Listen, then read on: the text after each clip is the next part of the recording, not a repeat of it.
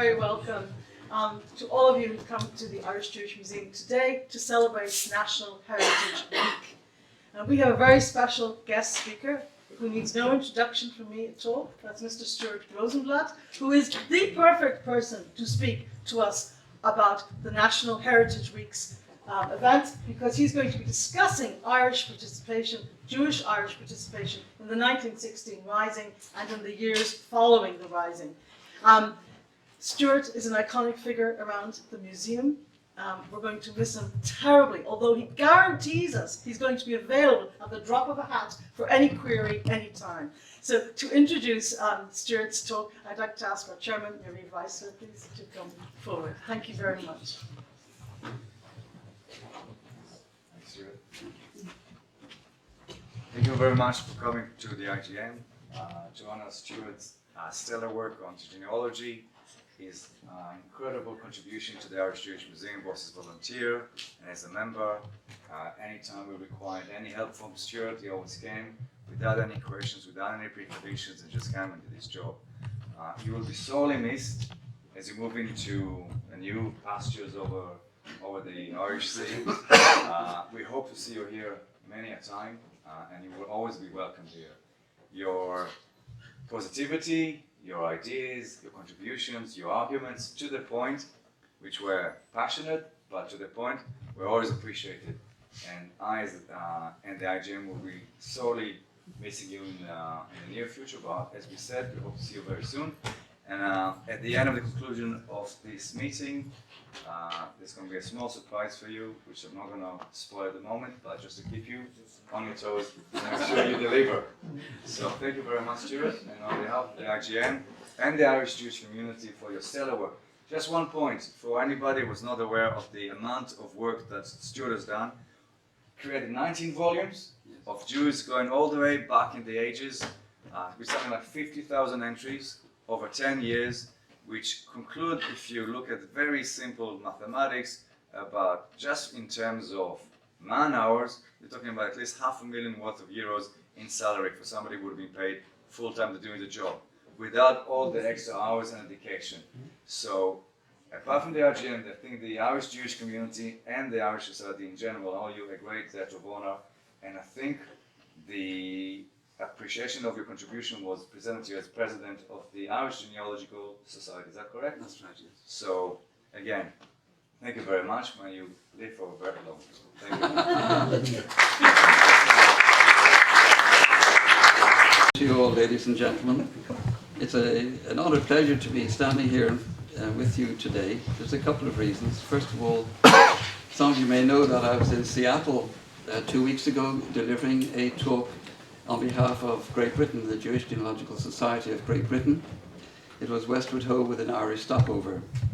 I travelled 8,000 miles, and I can tell you, for every 1,000 miles that I travelled, 2 people turned up at my talk. So that means 16. Today I travel 4 miles down and at least have 46. So I've learned from the exercise not to travel too far. Before I start on the main talk of today, it is true, I do have 19 volumes on Irish Jewry that have been presented to the museum, but there's only 5 copies, and for those who don't know, they are freely available for inspection at the National Archives, the National Museum, the Genealogical Society of Ireland, which has been mentioned. I was honoured to be president of for the next 5 years. The Jewish Museum have a copy, and if nobody minds, I have a copy. But to let you know that at the end of the talk here today, if anybody's interested, I have a book here called The Idiot's Guide to Irish Jewish Ancestry. There's only 200 printed, and I need to sell 300 to break even. For Seattle, I produced a special volume of the A to Z and DNA of Irish Jewry. Actually, it's called the Book of Irish Jewry, and that's the A to I, and this is J to Z. And in here it contains 56,113 individual names in alphabetical order. And before anybody asks, the colours absolutely mean nothing, just for distinction of to be able to read it easier. But everything that is known about the individual covering 105 different fields of information are correlated in alphabetical order in a volume like that. But today's talk is the Jewish European Revolutionary Tradition and Ireland 1916-1922. When I was given this heading by RTE to deliver at the DIT of the centenary in March this year, I would have thought it would have been a better heading, "Who has ever heard of an Irish Jewish Revolution?" than "You've never been to an Irish Jewish committee meeting." You are a specimen of your nation and your race that has caused you to be hunted out of every country. Distinguished Irish judge Sir Frederick Ronald Faulkner, before sentencing Henry Can to 1 year's hard labour for breaking Esther Mark's shop in 1902. If a country is good enough to live in, it is good enough to fight for. Eugene B. Sledge. To be Irish is a privilege. To be Irish and Jewish is unique. Joe Briscoe. These three contrasting quotations really sum up the complexity of the Jewish way of thinking in Ireland. They describe the environment that these early emigres to Ireland lived in after they arrived from the steeples and villages of the Russian Pale. They describe the contrast between tyranny and deprivation and religious persecution, and an Ireland where the laws decreed religious freedom to all. Ladies and gentlemen, as we will see 100 years ago, many if not most of the Irish Jewish people were fiercely pro-Republican. We will see that the Irish Jews drew distinct parallels between republicanism and Zionism. Theo Herzl was the founder of modern Zionism, and he proclaimed that his goal was to be the Parnell of the Jews. In the early half of the 20th century, there was roughly 3,700 Israelites living in Ireland, and this represented 0.12% of the total population. Though the numbers were minuscule, members of the Jewish community were disproportionately active in the fight for Irish independence. It was natural for the Jewish community to have considerable sympathy with the aspirations of the political leaders who were advocating independence for Ireland. Mr. Landis Lottifer, in his 1966 memoir, There's a Lot of a Story, a Dublin story with a difference, and he ascertained the overall situation thus. The Dublin Jews, he wrote, were most sympathetic and many helped to the cause. Now we shall look at the political scene in the decades before and during the Easter Rising. Ever since the French Revolution of 1789, when the widespread European revolutions of 1848, various national and ethnic groups were seeking to establish their own autonomous states. And this was especially true in the Russian Pale, the westernmost region of the Russian Empire. And this vast area of many different national groups and distinct languages and religious diversity was the home for Europeans' largest concentration of those professing the Jewish faith. And the life for the follower of Moses under the Russian Tsars was harsh, frequently brutal, and forever precarious. Oppressive laws, religious discrimination, social exclusion, and economic insecurity kept most in poverty and forced those with any means to emigrate. Every pogrom was followed by displacement and dispossession. Land and houses were abandoned, often for the slums and ghettos of the rapidly industrialized large towns and cities. Factory work, laboring and other manual work offered the first steps towards freedom, and freedom meant emigrating to the West and North America. Religious persecution under the Russian May laws of 1882 helped to quicken the process of displacement. After the unsuccessful attempt on Tsar II's life, when the decree was made that Jewish boys over the age of 12 were to be conscripted into the Russian army for 25 years, this caused a huge upheaval, unparalleled in modern history. At the same time, there was also an awakening of the temporal rather than religious idea of the Jewish homeland in Palestine. The Jewish nation had been dispossessed of their land for nearly 2,000 years and had been sent into a long exile. Now influenced by new political radical ideas, many of the followers of Moses started looking forward to a return to their ancient land. In the late 19th century and 20th century, for a few thousand Israelites who reached Ireland, the long, twisted and tortuous road between Shtetl and Jerusalem was via the grey, grubby streets of Dublin, Belfast, Cork and Limerick. For those who fled here from Eastern Europe, used to vilification and violence, Ireland was a safe haven, a fair country where if you worked hard you were allowed to be successful. And this is all the emigrants wanted, a chance to work hard and put bread on the table, to give their children a good education and a chance for a better life. This country has allowed and encouraged that to happen.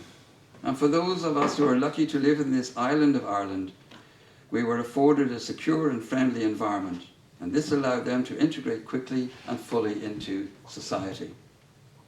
As they succeeded and flourished, they were able to give back to those around them in so many different ways.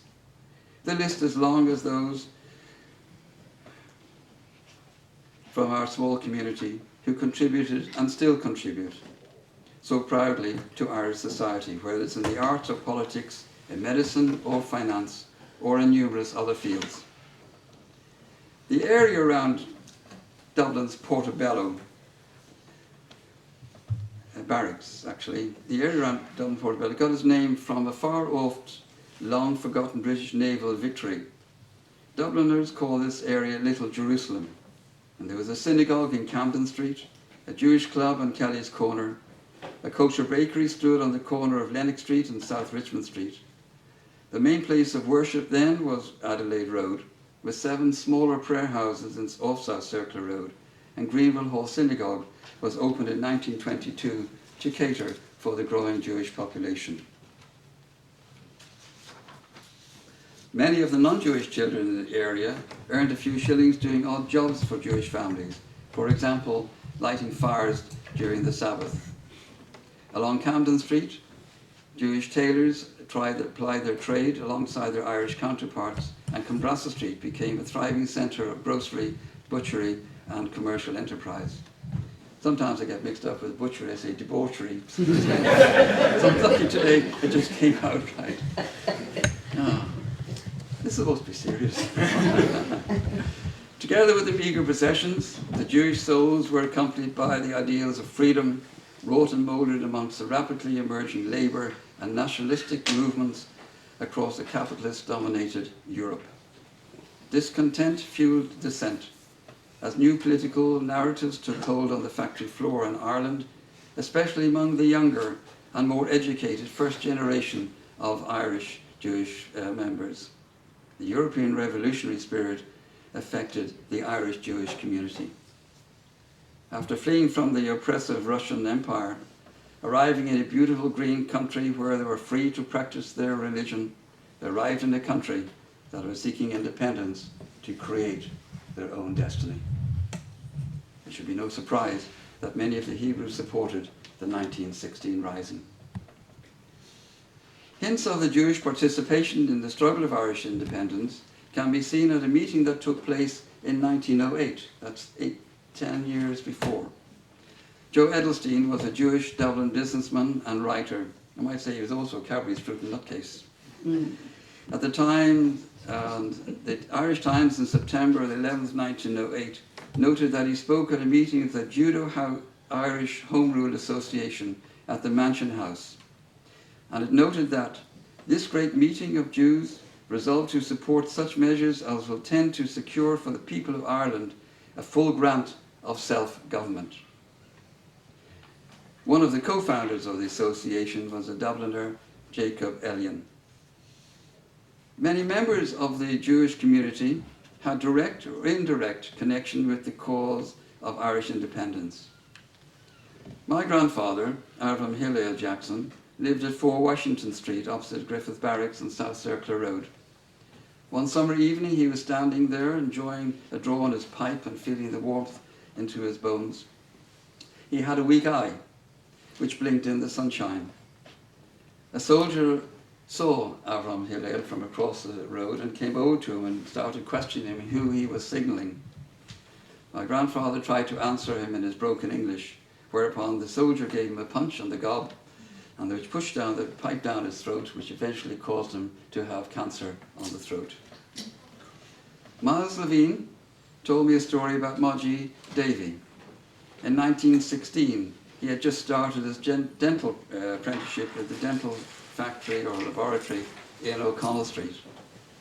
One morning, the laboratory door burst open, and in came a band of fellows with rifles and armbands, and they told everyone to get out. We're having a rising against the British. Moji got out as fast as he could and scurried home. During the opening of the conflict, Samuel Reese's jewellery shop on the corner of O'Connell Street and Abbey Street, next to Wynn's Hotel, was destroyed. Above the shop was the School of Wireless, yes, the Irish School of Wireless. And on the second day of the rising, volunteers from the GPO took over the wireless school and broadcasted a message proclaiming the Republic. Within days, the building was reduced to ruin, and of course Samuel Rees lost all his business. A 48-year-old Leonard Abrahamson was killed on the 24th of April 1916 while crossing Capel Street Bridge after work during the curfew. And he was born in 1866 in Grodno in Poland and lived at 36 Martin Street, just across the road from here, and was the father of 12 children. He's buried in Dolphin's Barn. If it was not for his inscription on his gravestone, there would be no record of this event. Oscar Zytron, or Citron, was a sergeant under Michael Collins, and he was born in December 1899, making him around 16 at the time. A bit young to be a sergeant, and he probably lied about his age, and many rebels were young, hot-headed, and eager for adventure. The Easter Rising coincided with Pesach, the Passover, the celebration of freedom. Many Jewish families at 1916 would have drawn the parallel between their flight for freedom from the Egyptians and the fight for freedom from the British. Abraham Spiro managed the Pearl Printing Company in Drury Street, where he printed the IRA newsletter on Todloch. One of his employers was Oscar Traynor, commanding officer of the Dublin IRA. Max Cohen home in 3 Swifts Row, besides Owen Quay, was used as an IRA dump. Max Sayers, a great Sinn Féin supporter, used to hide IRA fugitives in his home in Cambridge Road, Rathmines, during police raids.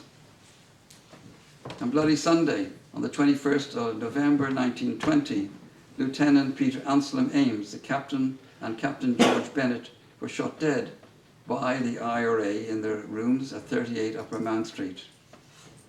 2 volunteers, including Patrick Moran from Roscommon, were arrested. Jewish solicitor Michael Noack took up Moran's defence. Moran protested his innocence and submitted a solid alibi. He was at Mass in Blackrock at the time, and he was seen there by several people, including a member of the Dublin Metropolitan Police. Amongst the witnesses called by Noack was Joseph Mirelson, a Jewish turf accountant from Dunleary. He had seen Moran on the tram in the morning of the shooting, and he knew him well because he used to frequent Lynch O'Brien's pub in Dunleary, where Moran used to work. And despite the evidence, Moran was hung, but he was given a state funeral in March 2001, a bit long after he put his head back on again. Joseph Mirelson was born in 1893 in Dublin, and he lived at 74 York Road, Kingstown. Joseph was a cousin of my mother, whose family hailed from Acmean in Lithuania, where most of the Irish Jewish community comes from. Solicitor Michael Noack was at the quayside when De Valera and other nationals returned home from British jails. He worked for De Valera's election campaign in 1917 Clare East by-election. In the 1918 general election, Noig was the election agent for Constance Markiewicz and Shanti O'Kelly, when both were in prison. Both were overwhelmingly returned, and Noig had a long record of defending Republican prisoners. He defended Cumann na Món, women hiding guns in their homes, IRA men arrested for conducting illegal marching drills, and 6 men accused of murder on Bloody Sunday in November 1920, when 11 British intelligence officers were murdered. The trials were held in the city chambers and Dublin City Hall, and Noig spent a considerable amount of energy tracking down the secret locations around the country where the British were holding the Republicans' respected suspects without trial. One of Michael's clients was Sean McEowen, who led a very effective flying column during the War of Independence. When McEowen was captured in Mullingar in 1921, Noig defended him in an open and shut murder trial. McEowen was clearly guilty and was duly sentenced to death. Michael Collins was desperate to save his life and came up with several plans to spring him from prison. One of them involved Noig, who had agreed to smuggle a revolver into McEowen's cell. And in the end, Michael Collins, McEowen's release, a condition of entering into negotiations with Britain. In an exquisite irony, McEowen went on to become Irish Minister of Justice and the Minister of Defence. Michael was responsible for the procurement of offices in 22 Mary Street. He also took rooms in 29 Mary Street on behalf of Dáil Éireann. He even had a special room built into the walls, so that when there was a raid, books and documents could be stored in a hurry. If a raid was suspected, someone would phone Michael and say, "Come over, Michael, they're here again." He rented one room that had a special hiding place for the Republican movement's gold, and most of the premises that Noig rented were under false names. Michael Noig may be the only life councillor and honorary solicitor of the Dublin Hebrew congregation to receive full military honours from the men of the Dublin Brigade of the IRA at his graveside when he died in London in 1966. An unlikely sympathiser for the Irish Republican cause was Polish-born Rabbi Isaac Herzog. After serving in Belfast, he accepted a job of communal rabbi in Dublin in 1919. Within a few months, the Provisional Irish Government appointed him as Chief Rabbi of Ireland, even before formal independence from Britain.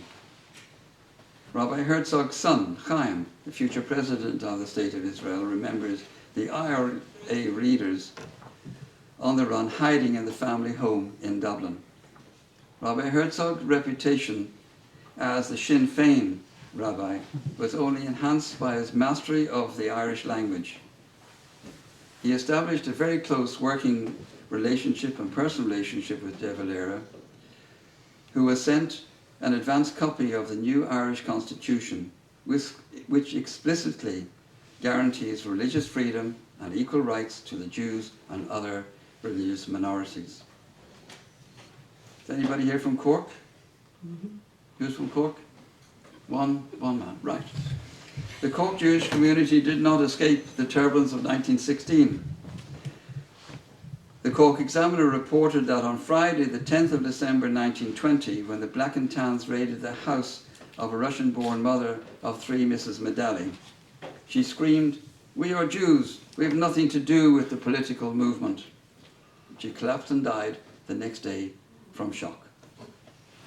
Alec Diamond recalls a story about his grandfather, Isaac Diamond, during 1916.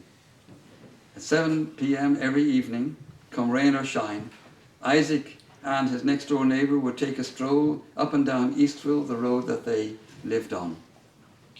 Their tradition of walking along this wide footpath went on for years. And when a 7 p.m. to a 7 p.m. curfew was announced in April 1916, there was no way these two venerable gentlemen were going to stop their evening stroll, rising or no rising. Even though they lived near the British Army barracks, Isaac believed that the curfew would not apply to two elderly gentlemen who posed no threat to anyone. At 1 minute to 7, despite pleadings from his wife, Isaac opened the front door a couple of inches. Instantly, 2 bullets were fired and hit the wooden lintel of the front door. Isaac decided that maybe it wasn't a good idea to go for a walk after all. When Alec visited his grandmother in 1941, his father showed him the 2 bullet marks in the surround of the door. What we learned from this is to always listen to your wife. Can't say I do. Yes. One agreement. Cork solicitor and politician and writer Gerald Goldberg retained vivid childhood memories of the War of Independence and the Civil War period, including the burning of central Cork by the Crown forces. Gerald's family had to leave the home temporarily. Gerald's sister Fanny and Molly, together with Frances Rebecca, were active in the Common Amon during and after the 1916 Rising. But I did receive a note from Lewis Marcus, the son of Fanny Goldberg, and his aunt Molly Shillman, and he mentioned that they became members of Common Amon for social and musical opportunities that it offered. In her memoirs, Molly made no suggestion that she herself had become a member. In Lithuania, the Goldbergs had hung patriotic photographs of the Russian royal family on the walls to put the Cossacks off the trail when they wanted to attack the family home. In Cork, Lewis Goldberg copied the idea by placing photographs of the wedding of Prince Edward and Princess Alexandra in prominent position on the walls. Every time the Black and Tans raided the house, the photographs persuaded them that the Goldberg home could not possibly harbour fugitives. The family were revolted at the horrors inflicted by the Black and Tans on the people of Cork. One of the best-known Jewish Irishmen to be involved in the 1916-22 period was Robert Emmett Briscoe, named after revolutionary leader Robert Emmett, more popularly known as Bobby Briscoe. His father Abraham had dispatched Robert in 1914 to New York to avoid conscription into the British Army. Politicised after the Easter Rising, Robert attended meetings of Com Gael in the United States, where he met Leon Fellows, who persuaded him to return to Ireland in August 1917 to join the headquarters staff of Na Fianna Éireann. Briscoe joined the IRA, and in 1920, Michael Collins sent his blessed Jewman to Germany to be the chief agent for procuring arms. Briscoe knew German from spending the summer months with his aunt in Berlin, and he used his business links with Germany to successfully buy arms for Ireland under the pseudonym of Captain Swift. One of Briscoe's tasks in Germany was to recover £10,000 deposit the volunteers had spent on the boat that had been misappropriated. He and 2 other volunteers went to the office of the man who had taken the money, Jurgens, and threatened to shoot him if he didn't pay up. Jurgens very kindly wrote a check on the spot. What I learned from that is maybe that's the way of treating debtors. Yes. In the middle of the Irish Civil War between the pro and anti-treaty parties, an Irishman brazenly walked into the Irish consular office in New York and commandeered the premises on behalf of the Irish Republican government. His token occupation did not last long, and he allowed himself to be removed without charge by sympathetic Irish New York cops. The would-be occupier was Robert Briscoe. But not all the Jewish community in Ireland supported the 1916 Easter Rising. So Matthew Nathan, of Jewish persuasion, was the Undersecretary to Ireland, and he woke up to find Irish rebels trying to batten down the doors of Dublin Castle. Only Nathan's quick thinking prevented the seat of British power of Ireland from falling into the rebel hands. Another example of divided loyalties was the Solomons family, one of the longest established Jewish families in Dublin. Estella was a celebrated artist who served in the Rathmines branch of Cumann. One of her first jobs was distributing arms and ammunition, which she kept hidden under the vegetable patch in her garden home in Waterloo Road. And when her sister visited from London with her British Army husband, Estella stole his uniform and passed it on to the IRA. She sheltered the IRA fugitives in her studio during the War of Independence and concealed arms and weapons under the pretense of gardening. So next time somebody's doing a garden patch, just beware. Estella's IRA contact was a milk delivery man who acted as the perfect cover for removing arms and gathering information. And she very kindly persuaded him to teach her to shoot. In exchange, she painted a portrait of his wife. And taking the anti-treaty side and sheltering Republicans during the Civil War, his studio was often raided by the Free State troops. Another person on the British side was Max Newrock, OBE. He was born in 1893 in Dublin. He was later to become the Israel Consular General to Australia and subsequently Israel's first ambassador to Australia. He was on leave from the British Army in 1916 in April, visiting his parents in Dublin. He immediately reported for duty at Wellington Barracks for anti-insurgents duty. And what of the community today, 100 years later, after the Rising? The Jewish population of Little Jerusalem peaked at over 4,500 after the Second World War. But as numbers declined quickly thereafter. For one thing, the community had changed class. A new synagogue of middle-class tenure, far from the city centre and slums, was opened in 1953. Later generations left their artisan roots largely behind them and joined the professions. Some left Ireland for larger centres of Jewish population, the UK, the USA and Israel, and including Belfast-born and Dublin raised Chaim Herzog, who served as President of Israel. And people still speak of his motorcade visiting Little Jerusalem during the state visit to Ireland in 1985 and when he opened this museum. According to the 1911 census, there was 1,900 people professing the Jewish faith in the 26 counties. Most of these people are transient. There's hundreds and hundreds of Israelis working here in the multinationals, and a lot more are students. Today, South Circular Road has only 2 physical reminders of Little Jerusalem, and no actual presence apart from the Irish Jewish Museum, which used to be Walworth Road Synagogue and Bretzel's factory.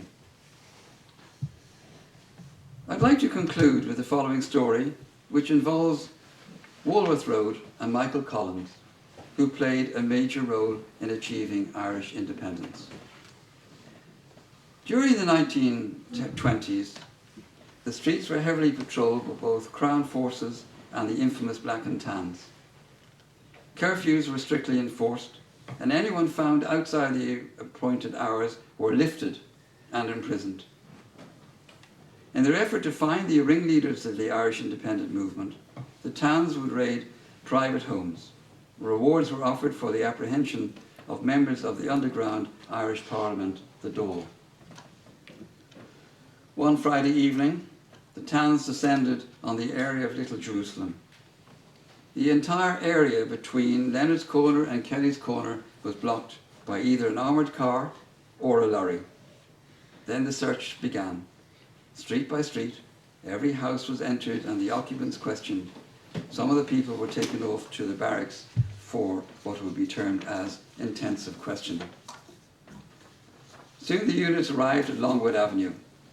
As the Sabbath approached, the Jewish community decided that Tans or no Tans, they were going to the synagogue. Slowly the men began to emerge, mostly dressed in their black suits and overcoats and the white-brimmed hats. Before starting to walk to the synagogue, they stood uneasy at the garden gates discussing the goings-on. Reverend Gdansky was the last to appear, and he was accompanied by his family and was helping to support an old man who was quite bent over and barely able to walk. Reverend Gdansky shook hands with the men and assured them that everything would be all right. He walked arm in arm with his aged companion, bending to speak to him in Yiddish. Without looking up, the old man replied in what people nearby described as gibberish.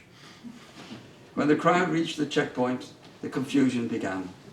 It seems like somewhere along Longwood Avenue, all the Dublin Jews had lost their ability to speak English. They confronted the Tans at the checkpoint with flying beards, arms gesturing, and most of all as if they'd just arrived from the Tower of Babel. They bombarded the soldiers in German, Yiddish, and Russian. Anything but English. The chaos led to frustration, confusion and haste. And in an effort to rid themselves of this noisy lot, the Tans pushed them past the barrier and out onto South Circular Road. They made their way towards the synagogue at Walworth Road, where we are. By this time, the chattering had ceased. The Reverend's aged companion suddenly stood up straight, shook hands and thanked the synagogue-bound brethren. And in his unmistakable Cork accent, Michael Collins said, "I'll send for the bike later."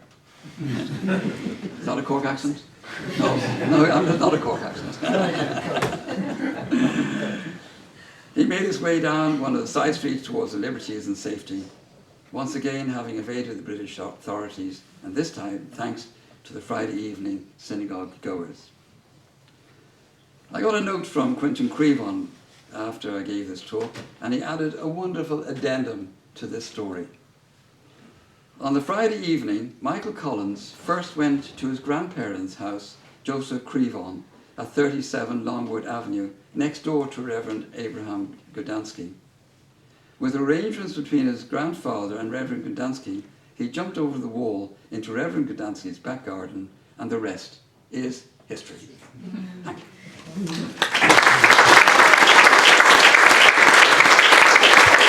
And I hope many of you will come back on other occasions. I would like to, at this point, to invite Mr.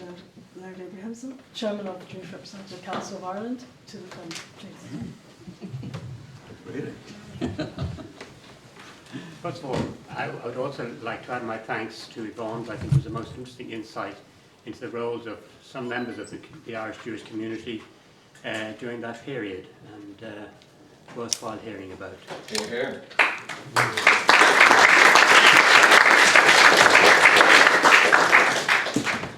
I think it is fair to say that few, if any, members of the Irish Jewish community will be unaware of Stuart's contribution to our knowledge of the history and genealogy of our community. Stuart's magnum opus is his Irish Jewish Family History Database, a copy of which Stuart presented to the Dublin City Council's Library and Archive last year. This will provide future generations of Dubliners a picture of a community which may sadly have disappeared in years to come. In recognition of Stuart's contribution in recording the history of our community, which I'm sure was partly responsible for Stuart being honoured by his peers with the position of President of the Genealogical Society of Ireland, the Jewish Representative Council have asked the museum if we may put a plaque up in the museum in recognition of Stuart's work. The wording on the plaque, which is not finalised yet, or the plaque isn't ready yet, is in recognition of his magnificent and singular contribution in the field of genealogy of Irish Jewry. It is the most important recording of the genealogy of Irish Jewish communities, and we appreciate the national and international recognition that this work has received. And this is a certificate of appreciation. This is a copy, but the plaque will eventually appear.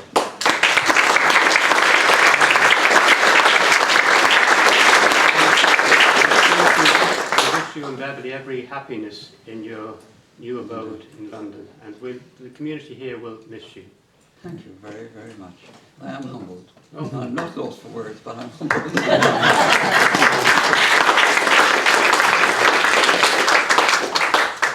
There's very little I can add to that, but I might say that I have recently had a disappointment where I did ask for the records of Stratford College school entrance, and under the Data Protection Act this has been used as an excuse for not giving it to me, and it would have added a huge amount of detail.